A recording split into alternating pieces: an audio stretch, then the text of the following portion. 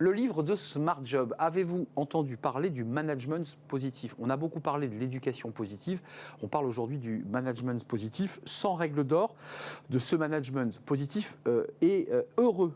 Larousse Poche, écrit par Magali Mounier-Poula et Solène Roland-Richer, qui est notre invitée aujourd'hui, donc l'une des co-autrices de ce livre. Vous êtes spécialiste en formation, de la gamification et évidemment de ce management positif. Juste pour tordre le cou tout de suite au débat. Il y a pas mal de critiques en ce moment sur les réseaux sociaux, dans des articles qui disent ras-le-bol de l'éducation positive, on passe à la dure, on met un peu de sévérité et nos gosses sauront lire, écrire et compter. Vous l'avez lu. Est-ce que vous ne craignez pas d'avoir la même critique sur le management positif? Je pense qu'en fait, c'est une fausse critique qui est faite à l'éducation positive. Vous le dites au début du livre d'ailleurs. Avoir la même fausse critique qui sera faite au management positif. Mais le management positif, ce qui est fondamental, c'est d'allier bienveillance et fermeté. Et l'un ne va pas sans l'autre. Et très souvent, on oublie ce composant.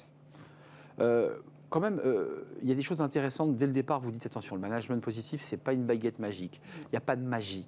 Il y a quand même quelque chose qui, à travers ce livre, ressort, c'est la bienveillance.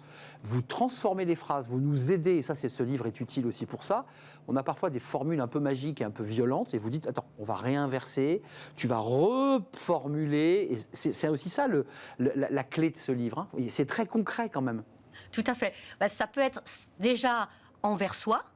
Par exemple, quand on fait, pour créer de la joie, une to-do list, vous savez, on a tous des to-do list souvent longues comme le bras, on sait que la façon dont ça va être formulé va nous permettre de l'atteindre ou pas. Par exemple, je crois que c'est l'exemple qu'on utilisait dans ce livre, si je me mets comme objectif de répondre au plus grand nombre de mails possible, j'y arrive jamais, il n'y en a jamais assez. Si je me mets comme objectif passer 30 minutes à répondre à des mails, je peux l'atteindre. Et on sait que dans le cerveau, à ce moment-là, le circuit de la récompense est enclenché. Il y a beaucoup de choses autour des neurosciences à travers des chercheurs que vous citez et qui sont assez passionnants. Page 103, ne négligez pas l'importance du sentiment d'appartenance. Et vous évoquez ces chercheurs, Eisenberger et Williams, sur l'exclusion et la souffrance. On peut imaginer que c'est un sujet de sociologie. Là, vous l'intégrez à l'entreprise. Exactement. C'est violent pour un salarié de se sentir exclu. Exactement. Et en fait, on donne des outils d'inclusion. Ça peut être effectivement le 1 à 1 chaque semaine avec son équipe, 30 minutes, bloqué dans la semaine, où le salarié va pouvoir parler à son manager de tous les sujets pour renforcer le lien, pour créer le lien, pour créer la confiance. Mais ça peut être arrêter de faire déjà tout ce qu'on fait qui est contre-productif. Par exemple, un salarié qui fait une présentation, le regarder dans les yeux. Au lieu, la plupart d'entre nous, on va avoir comme réflexe de, en même temps, traiter des mails. Et on ne se rend pas compte à quel point ça... C'est d'un irrespect absolu. Et à quel point ça impacte le sentiment d'appartenance. Donc, c'est toutes ces petites actions, si déjà on arrête de les faire au quotidien, ou simplement... quelque chose, les Anglais disent common sense, but not common practice. C'est simplement la courtoisie. Le nombre de personnes qui me disent, il me dit pas bonjour ou... Ouais. Mais je trouve que c'est important de le mettre dans un livre parce que vous évoquez beaucoup de gestes de bon sens. Catherine Guéguen, la bienveillance consiste à porter sur autrui un regard aimant, compréhensif, sans jugement et souhaiter qu'il se sente bien. En fait, je veux dire, c'est incroyable que vous, spécialistes, soyons obligés d'écrire un livre pour le dire. On est parti tellement loin de ça. Comment vous l'expliquez, vous qui avez finalement un regard extrêmement précis sur ce sujet? Comment on a pu partir si loin d'une relation aussi simple entre êtres humains?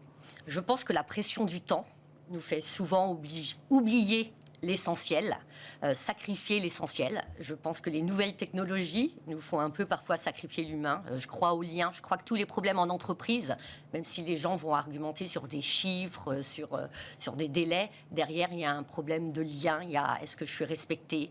Est-ce que je me sens, ma dignité n'est pas heurtée? Et effectivement, je pense que malheureusement, aujourd'hui, s'arrêter, prendre le temps, c'est presque un mot révolutionnaire et on l'oublie souvent. Alors ça, c'est un sujet qu'on traite souvent dans notre émission, c'est la situation des aidants, de ceux qui peuvent avoir un proche malade. Vous évoquez aussi cette question, ce petit chapitre en petit corps qui permet d'avoir un éclairage sur un expert de la médecine au management, et vous évoquez évidemment l'importance des managers lorsqu'ils savent que l'un de ses collaborateurs a une femme ou un mari malade. Évidemment, on ne peut pas bosser pareil. Et en fait, vous nous dites aux managers, soyez adaptables. Soyez un peu souple, quoi. C'est ça que vous leur dites.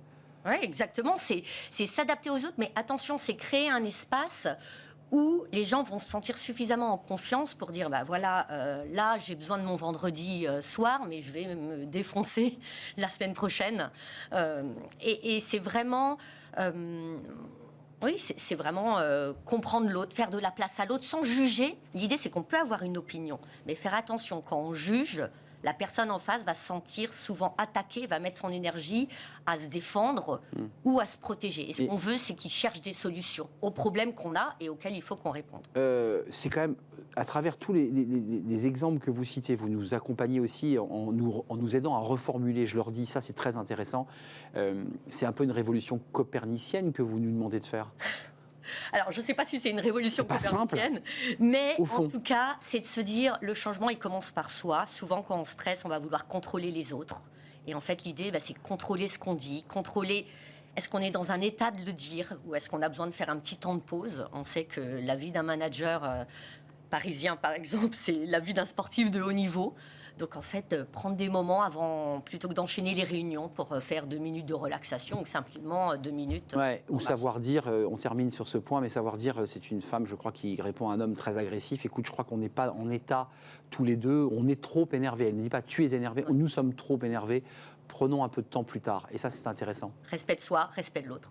Ça, c'est très important. Lisez ce livre parce que c'est un livre important qui peut vous redonner des règles simples, de règles de vie et d'éthique aussi, à l'égard de vous-même et à l'égard des autres.